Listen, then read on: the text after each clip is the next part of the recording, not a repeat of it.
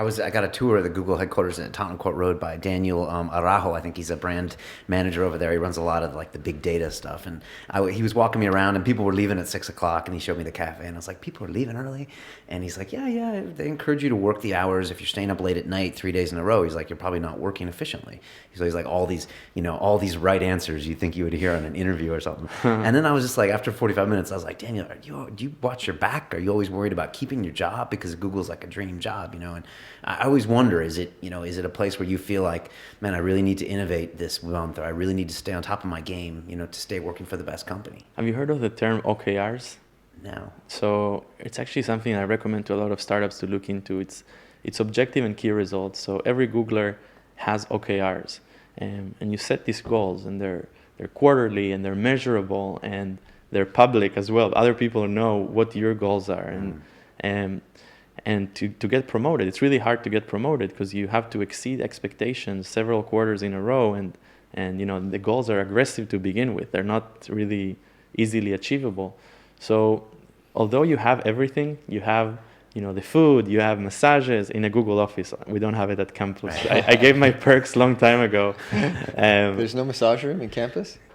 This is the maximum I got. You're like the outpost in the Wild West frontier. I call it Cyberberia. Cyberberia. So, although you have all of that, people work very hard. And Google tends to take overqualified people for the role. Not in a bad way. It's like, because the company is likely to grow, you're going to be expected to do the next step of your job, right? So like if they take you like too green, you're not going to be ready to do the next step. So people work really, really hard. It's not that you're watching your back in the sense that you don't want to lose your job, but because you have these like clear goals, and because they're transparent, and because you need to exceed these goals in order to get promoted, it's almost like a self-policing system. And I actually highly recommend watching the video by my colleague at Google Ventures, Rick Clow, on OKRs, because if you are able to create this culture in your startup, at the end of the day, what you want is self-motivated people. That it's like a self-driving car. This is what I tell my 20%ers. So a great 20% project, it's like a self-driving car. Like we set the direction together, and you know how to get there. But in order to do that, there's a lot of insights packed into it, right? Like a lot of tech, a lot of decisions, a lot of like different systems working with each other. And this is what you want to create in your company.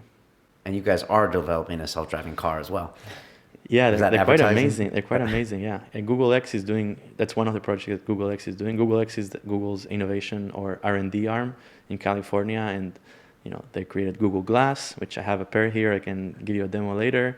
Yeah. And they have self-driving cars, which looked like science fiction a few years ago. And now people are saying like, the founders actually feel like the longer we wait, with introducing self-driving cars, the more lives are unnecessarily lost on stupid accidents. And there's huge use cases for industry and agriculture, etc. And there's Project Iris and Project Loon. I don't know if you heard of them. Yeah. Project Iris is a contact lens with a chip that measures the level of glucose in your tears for diabetics. So instead of hitting yourself pricking with a needle, you can always know if your level of sugar is out of the regular norm, and you get an alert when it happens.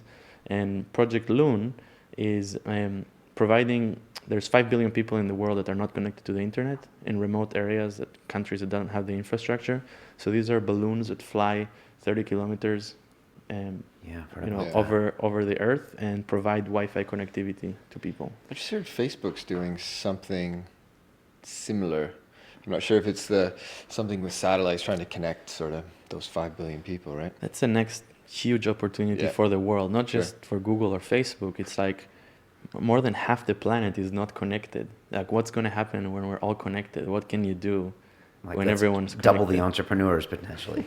I don't think it's going to be enough, double the entrepreneurs, right? Because right now entrepreneurs are maybe 10% of the population, but you're going to have like more than 50% more the users.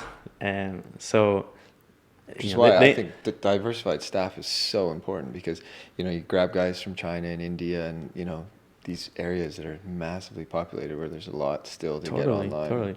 And sometimes we think that we're the most advanced in everything, and especially if you live in the West Coast, you think like there's no innovation happening outside of Silicon Valley. Right. You feel like there's something in the water. That's the only place where you can innovate sometimes. No offense, Silicon Valley folks. But actually, there's places in Africa that are more advanced in mobile payments than we are here in London. And in education, and in communication, manufacturing, and fashion. And I think eventually every industry is going to get disrupted by tech and software. It's just a matter of time. And Mark Andreessen, founder of Netscape and Ning, and now he runs a very successful VC fund that just raised $1.5 billion yesterday. He says, he has a famous article that says software is eating the world, or software will eat the world, which means that every industry as you know it today is going to get disrupted by the internet. And to an extent, even what you're doing with Crew, right? Like you want to change how things are done. You maybe no longer have to buy your coffee in the supermarket. You can do a subscription and we'll send it to you. Everything, fashion, education, manufacturing, whatever.